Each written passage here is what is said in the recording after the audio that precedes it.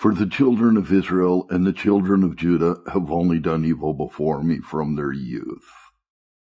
For the children of Israel have only provoked me to anger with the work of their hands, saith the Lord. For the city has been to me as a provocation of mine anger and of my fury from the day that they built it even unto this day, that I should remove it from before my face.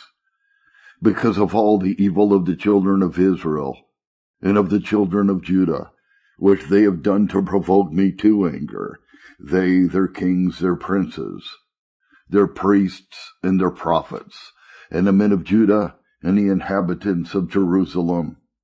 And they have turned unto me the back, and not the face.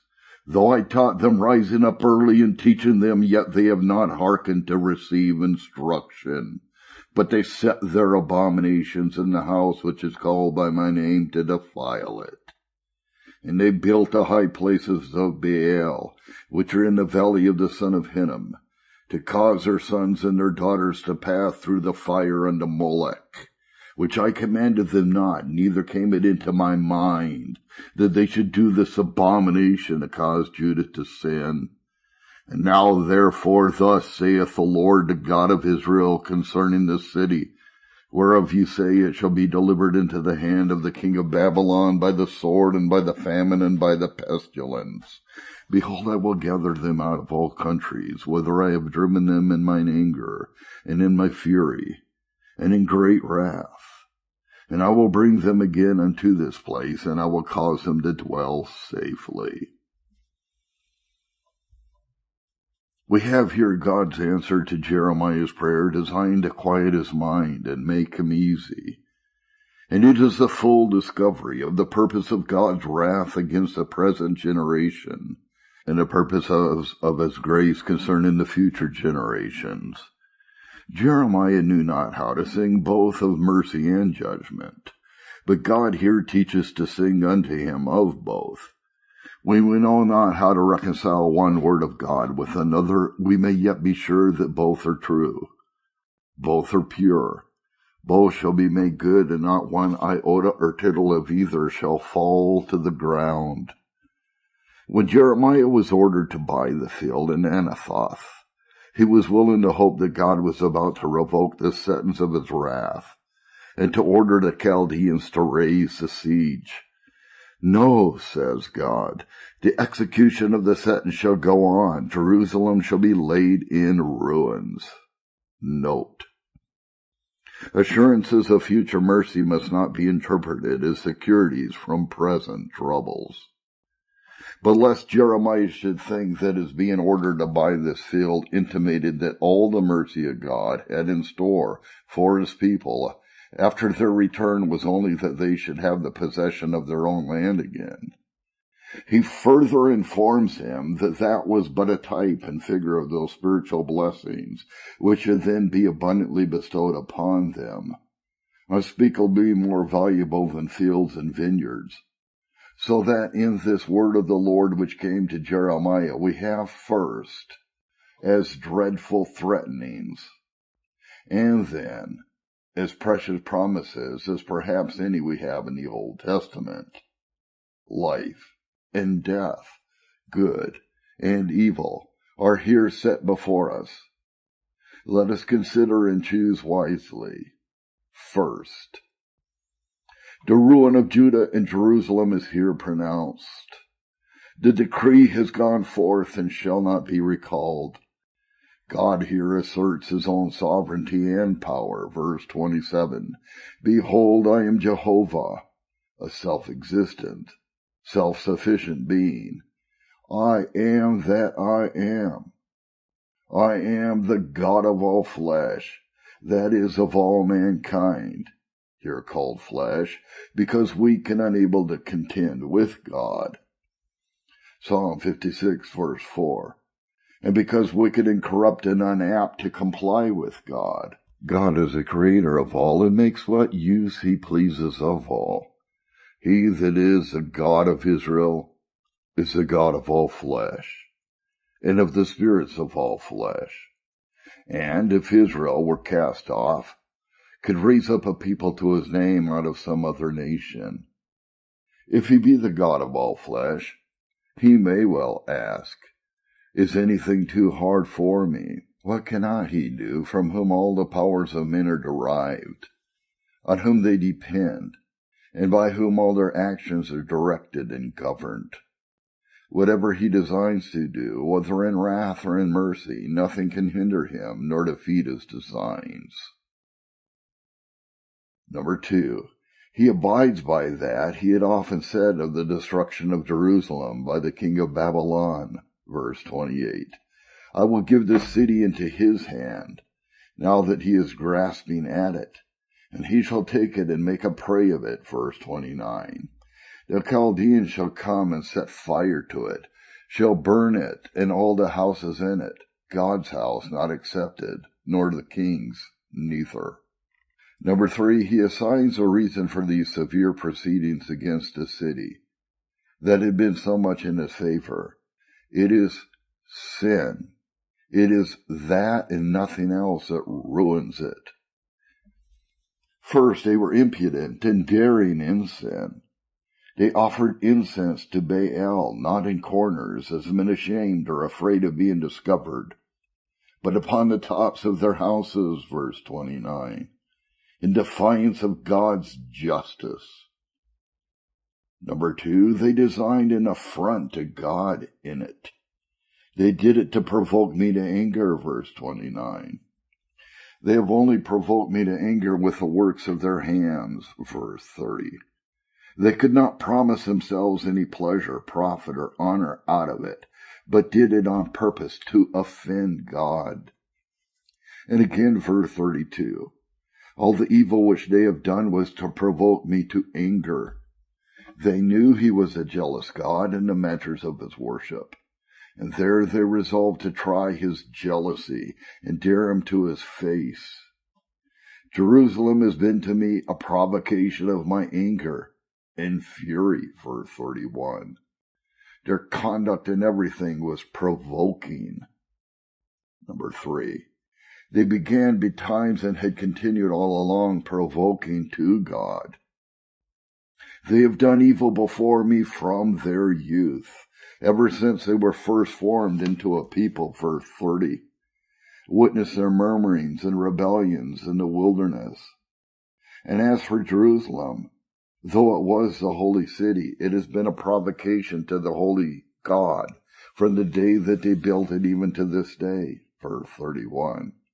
Oh, what reason have we to lament the little honor God has from this world, and the great dishonor that is done him, when even in Judah, where he is known, and his name is great, and in Salem, where his tabernacle is, there was always that found that was a provocation to him.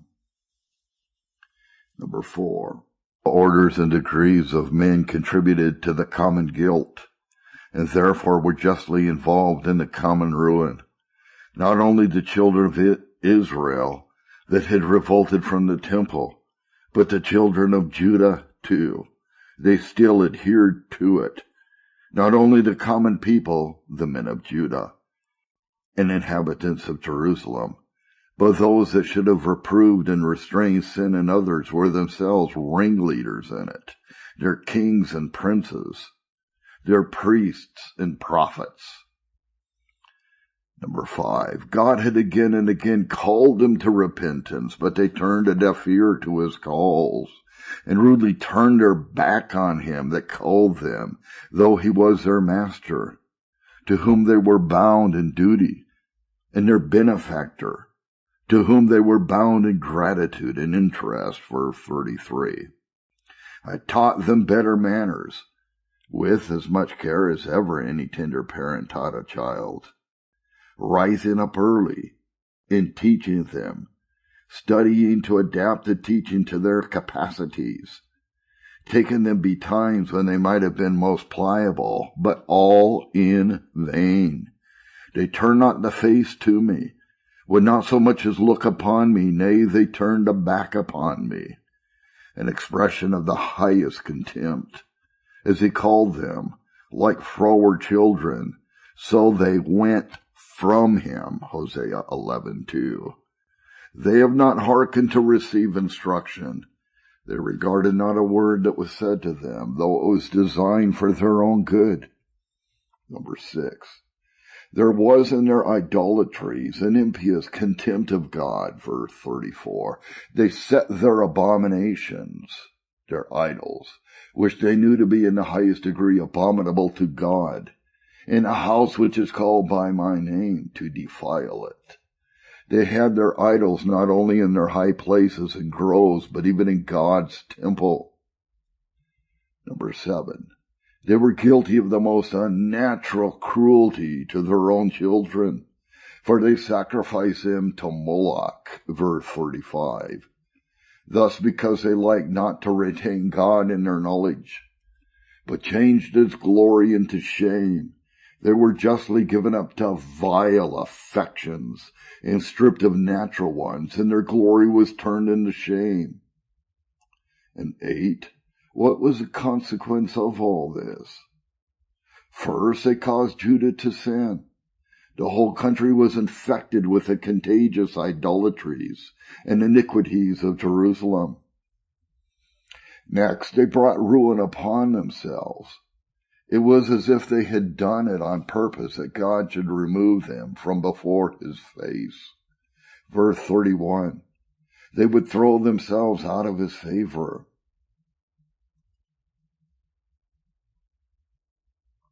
Number 2, the restoration of Judah and Jerusalem is here promised, verse 36 and so on.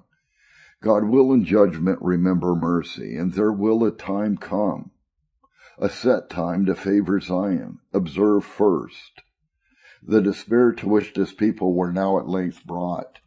When the judgment was threatened at a distance, they had no fear. When it attacked them, they had no hope. They said concerning the city, verse 36, it shall be delivered into the hand of the king of Babylon, not by any cowardice or ill conduct of ours, but by the sword, famine, and pestilence. Concerning the country, they said with vexation, it is desolate, without man or beast. There is no relief. There is no remedy. It is given into the hand of the Chaldeans. Note, deep security commonly ends in deep despair, whereas those that keep up a holy fear at all times have a good hope to support them in the worst of times.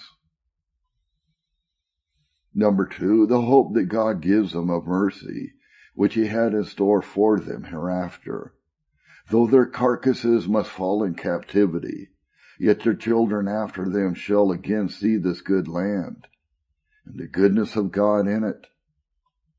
They shall be brought up from their captivity, and shall come and settle again in this land. Verse 37. They had been under God's anger and fury and great wrath, but now they shall partake of his grace and love and great favor. He had dispersed them and driven them into all countries. Those that fled dispersed themselves. Those that fell into the enemy's hands were dispersed by them. In policy, to prevent combinations among them, God's hand was in both. But now God will find them out and gather them out of all the countries whither they were driven, as he had promised in the law, Deuteronomy 30, verses 3 and 4. And the saints had prayed, Psalm 106:47, Nehemiah 1, verse 9. He had banished them, but he will bring them again to this place, which they could not but have an affection for. For many years past, while they were in their own land, they were continually exposed and terrified with the alarms of war. But now I will cause them to dwell safely, being reformed and having returned to God. Neither their own consciences within, nor their enemies without shall be a terror to them. He promises, verse 41, I will plant them in this land assuredly. Not only I will certainly do it, but they shall here enjoy a holy security and repose. And they shall take root here, shall be planted in stability, and not again be unfixed and shaken. Secondly, God will renew his covenant with them, a covenant of grace, the blessings of which are spiritual, and such as will work good things in them to qualify them for the great things God intended to do for them. It is called an everlasting covenant, verse 40, not only because God will be forever faithful to it, but because the consequences of it will be everlasting. For doubtless here the promises look further than to Israel according to the flesh, and are sure to all believers, to every Israelite indeed. Good Christians may apply them to themselves and plead them with God, may claim the benefit of them and take the comfort of them. God will own them for his and make over himself to them to be theirs. They shall be my people.